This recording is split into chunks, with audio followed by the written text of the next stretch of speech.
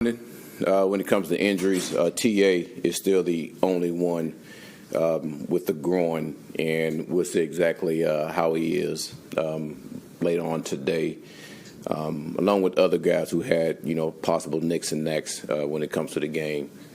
When it comes to the game itself, again, happy about the win, really happy about the win, really happy about how the guys gutted this win out. Again, it shows a lot of grit from this team, especially the way the weather was at this time of the year and the way you want to start teams getting better at this time of the year. But, man, make no mistake about it, we have a long way to go. In all three phases, there were some good things, but then again, there are some things that we really have to get ready to clean up.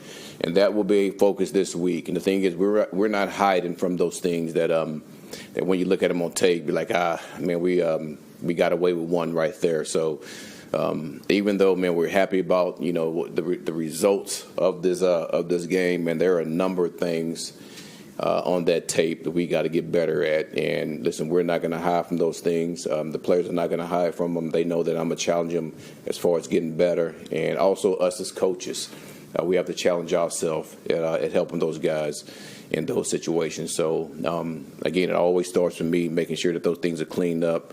Then it goes down to the coaching staff and to the players about how they execute. So, looking forward to getting to work this week. Got a good quality opponent who I think is playing fairly well right now. And listen, we owe those guys. We lost one down there with those guys, so look forward to those guys coming to our place, getting a chance to play them. So any questions?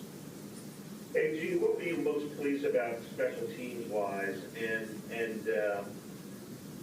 what is it about Banjo that connects with these guys? Obviously, former player, not that far removed. Yeah, but I think you just hit it when you said that. He is a former player, so those guys can relate to him really, really well. And he was one of those guys that was a true special team demon. So he understands how that part of our team has to operate in and out. But then again, I would say this. There is a ton of belief within each player on this team when it comes to special teams. Even the guys that don't contribute as much on special teams. When our special teams go out on the field, everyone's alert, because they know that something good's going to happen. Either it's on the coverage part of the team or it's for the return part. So it's an exciting part of the game for us because we feel like something good's going to happen every time those guys take the field. And Banjo does a hell of a job. Him and Kev and Jet, they do a hell of a job of really getting down to the details of each person's job. And those guys go out there and execute really, really well. So, man, that's something that we're trying to do in all three phases. The thing is, I've always talked good about the special teams. They've always been on top of their game. But listen, there's some things in this game that they have to clean up too. So, but I'm proud of the way they've been operating. Aaron, with the Brees Hall, this was like one of the highest snap percentages that he played in his career. I think he was close to 90% in this game. What was it that, and I think he played a lot of third down. Yeah. What was it that led to so much, essentially he was an every down back for you? What went into that? Well, you guys got pissed at me last week for him not playing. No, I'm just no. It's there are a number of things. Here's what we know within this offense is when it comes to the two receivers, when it comes to Mason, when it comes to Brees, we have to do everything we can to try to get those guys the ball. And this game plan was really based around the matchups when it comes to that. So we felt like the matchup with Brees in certain situations, for certain down and distance, was going to give us a opportunity to create some explosive plays. So he was a huge part of what we were doing when it came to that. And I would say the other three dynamic players too, Mechie, AD, and Mason, all those guys. And then we had some complementary plays for the other guys also, which that was really showed up quite a bit. Rucker called some big passes in this game, which was good. Lazard caught a huge pass that helped us along the way to be able to get that game-winning field goal. So, man, listen, anytime we can try to get the ball in his hands, we know that we have a good chance of doing something great. Aaron, you talked about Isaiah Williams and the redemption story and stuff like that. What made you want to bring him back? Because I think everybody thought when he was released. Yeah, well, I think I told you guys from the beginning, we were together in Detroit, And, man, there are a number of good things that you saw from him then. And I remember us hoping that he wouldn't get picked up when we did release him in Detroit, thinking we would get him right back. And Cincinnati picked him up, and he was on their squad for a while. I know the background of this player. I know how hard he works. Listen, I know he made mistakes early on, but I truly believe in this player. And, I mean, it goes to show you that there's so much outside noise that has no clue on what's going on here, and they can criticize, the things that we do. But, listen, I know that player very well, and I know what he was going to bring to the table. So I'm excited, not just for now what he's doing, but as a go-forward, how he's going to help our team. And it's just not just on special teams. As you can see, he's a huge part of what we do on offense, too. AG, can you speak about how AZ and Malachi are coming along in the secondary? Say that one more time. Can you speak about AZ and Malachi more, how they're both coming along in the secondary? Listen, it is critical for those two guys to get as many reps as they can.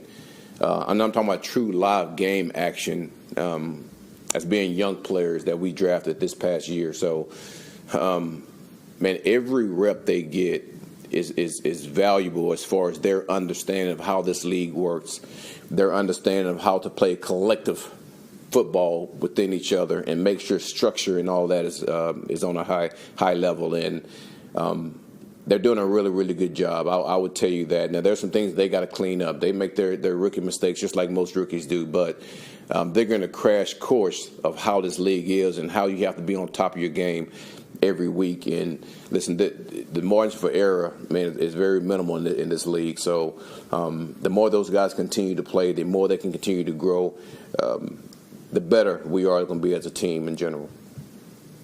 Take a couple more. Aaron, again on Isaiah, you said it's a big part of what you do. Is that one of the reasons, or can you say why Aaron wasn't active yesterday? Yeah, with Aaron, him not being active, that'll be something that me and him will keep between us. Just like I always do. When things like that happen, guys know I don't really speak on those things, and the players know that we're going to keep that between ourselves. But I've said it before, and I'm going to continue to say it. He's a huge part of what we're doing. And listen, we talked about it. We're going to move forward and get ready for him to play the rest of the season. Aaron, we were talking to Justin Fields last week, and I asked him about perhaps having. He said there were some conversations about having like a smaller role, like a gadget role or wildcat quarterback or whatever.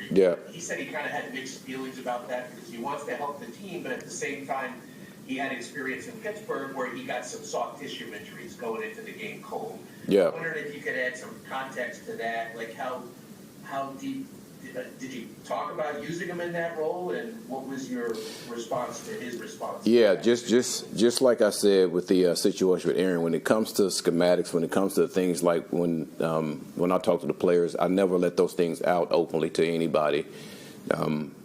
Listen, Justin's a huge part of what we're doing. I mean, if Tyra goes down, he's going to be the guy, and he knows that. So anything that we do with him as far as game prep, listen, we keep those things inside, within what we're doing. So, and he understands that. And listen, he's a team guy. I will tell you that. And I hope that answers your question. He's the ultimate team guy, and whatever he can do to help the team, he will. Hey, Aaron, can you take us through two more comments and then Mark? Aaron, the last drive, did you have a number in mind where you're trying to get for Nick? Because you got to the 33, and then you went out again, and I think you got the penalty after that. What was your thinking there on that last drive where you wanted to get to? Once we got to the 33, I was very, very confident in him making that kick. Then obviously we had the offsides penalty, and it got us to the 38. And at that point, I think we had like 12 seconds left on the clock. When I think Atlanta did a really good job of not allowing us to get a quick 5-yard out. We were trying to get. He was going to hit that, or ball got to go out of bounds right now. And we tried that twice to see if we can get an extra 5 yards. But listen, man, he felt confident. From the 38, so he's confident. Hell, I'm confident too. Hey, G, obviously everybody hears the outside, whether it's fans fans or whatever, hey, what does it matter if you're winning now, you're 2-9, blah, blah, blah. Can you discuss the importance of, continuing to win these games and what it means to the young guys and the culture you are trying to bring, the old learning how to win thing, which a lot of teams takes time to do. Yeah, that's one thing that is not even a topic in this building. The only thing we know is each week we prepare to win games, and that's all we talk about. So I have no idea as far as the losing part that comes outside of this, because, man, it's about winning, and the players know it's about winning. And I don't know if you talk about that as far as coach, but listen, we just want to win games, period. We want to learn how to win games. We want to learn how to win at the end of the game. We want to learn how to create a gap within the game. We want to learn how to sustain a high level of play. We want to learn how to continue to finish out games. That's the only thing that we think about as coaches and players is, man, how we win games and how we continue to build on the process that we have to create the outcomes that we want. And no matter what the situation is, no matter what happens on the outside, guys, we're trying to win, period, point blank. And to me, that's a mute question to me, because we're trying to win. I was kind of asking in terms of, the importance for the guys to, can that carry over? I mean, oh, no doubt. Absolutely. Yeah, sorry about that. Yes, absolutely. I mean, but listen, winning is contagious. And then once you start to do it, it starts to become and I remember this when I was at the Saints, and we won so many games. It got to a point to where it wasn't a question if we was going to win or not. The question was how many points we was going to win by. And that tends to happen once you start to sustain a level of winning. And again, I said this a long time ago. That's one thing I learned in New Orleans is how to sustain winning. And once you get to that point, that's when the players start to think, man, listen, yes, we're going to win the game. It's just how many points we're going to win by. Or is it going to be a close game? Is it going to be one of those games we have to we're going to win by 20 points? Is it going to be one of the games we have to kick a game-winning field goal? That becomes the only thought process. And that's a good feeling to have when players just feel like, listen, we're going to win. It's just a matter of how many points we're going to win by. Thank you, everyone. All right. Cool.